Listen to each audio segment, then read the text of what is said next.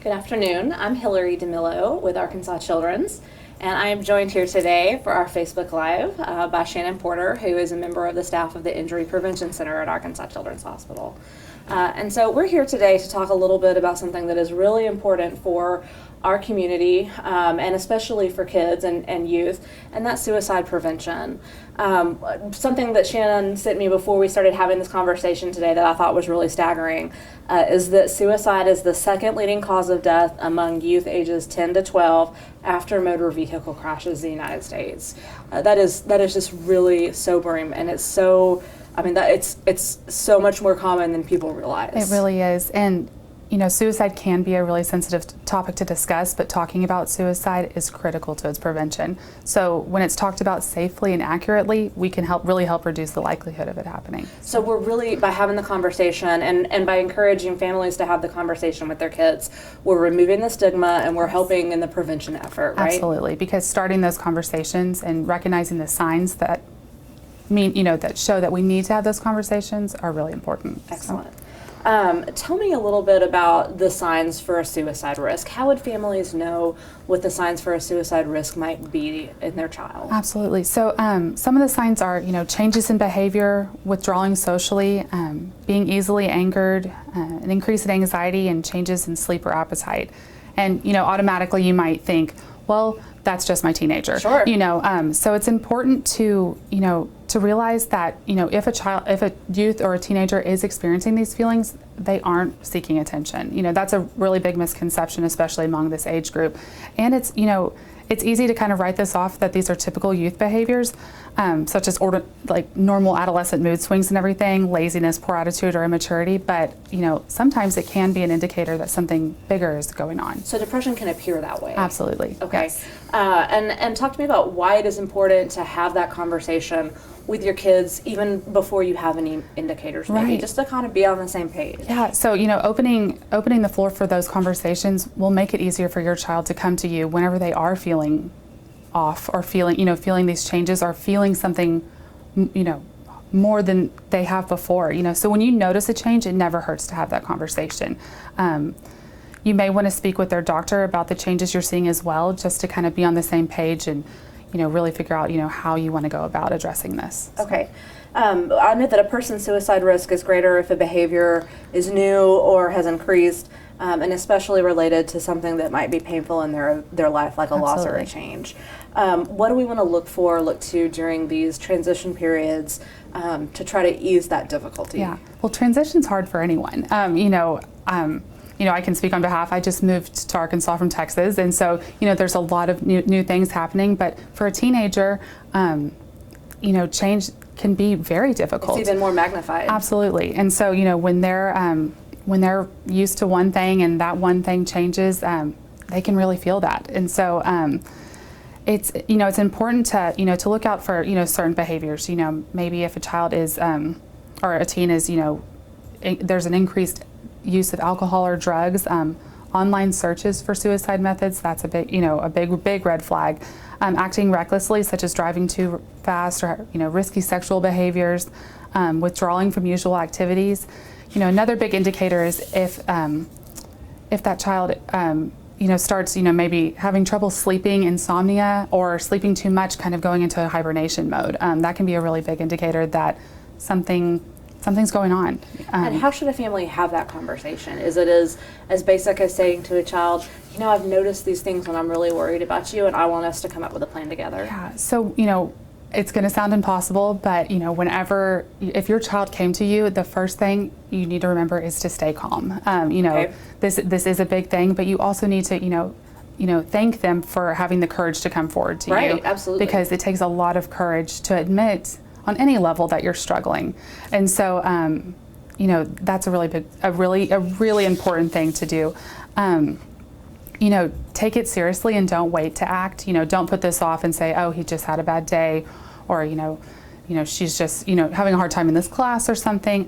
Asking the direct question, have you ever felt so bad that you had thoughts of suicide, will not put that thought in their head if they aren't already thinking about it. And you may want to you definitely want to go about identifying a mental health professional beforehand, so you can have that as a resource. Right. If more questions come about, getting them into, an appointment or a consultation, sooner than later is going to be essential.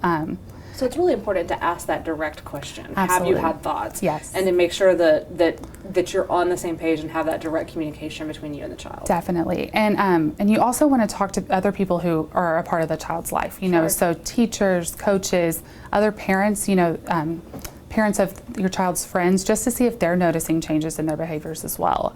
Because that way, you can really get a good idea of what's going on in their life. And remember, one of the most important things, and it's for teenagers, for everybody. A stressor that may seem small to you may not be small to them. So Right. a small change could really be impacting their lives, but and you may not have thought about that. But Right. So really taking it seriously and continuing those conversations is going to be so important. Okay, we want to direct our attention to some commenters for a minute. Someone just commented and said this is so important for parents to hear, and they're absolutely right. I mean, it really, for families to hear it together and to understand that they can have that conversation, Absolutely. is really important. Yeah. So thank you very much to our audience for commenting and helping us support and move that message.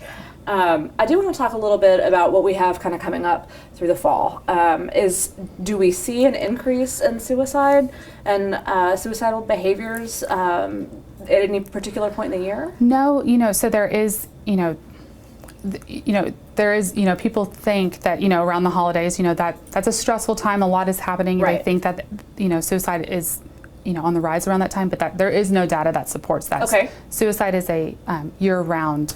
Okay, so at any time it can really affect people. Absolutely. Okay. It's not one time of the year or the other. It's something that we're, that's going on all the time. So. Okay, one of the things that is most important for us to illustrate to the audience and for families to move forward, the message is how to get help. Absolutely. Help me connect with families with resources on suicide and suicide prevention that can help them have these conversations. Yeah. So, we're really lucky that here at Arkansas Children's in our Injury Prevention Center, we do have our intentional injury specialist, Samantha Minster, who is a great resource for information. And, she told me, this morning when we were talking about this Facebook Live that, she would be more than happy to, work with people and, get them connected to the resources they need. But if that's not an outlet that you're wanting to try, the National Suicide Prevention Lifeline Okay. Is an amazing resource. You can call the Lifeline yourself, and a trained counselor will tell you what you should do to help a person in distress. Something that we really recommend is to add the Lifeline as a contact. You may never I love this idea. Yeah, you may never use it, but you also never know. It's really hard to tell when people are struggling, and you never know what's going to, what might trigger them. What happened. What happened, or Right, where you are at a Exactly. moment when somebody needs help. Absolutely. So even if you never use it for yourself, you may need to call it to help a friend. And so that number is open 24/7, 365.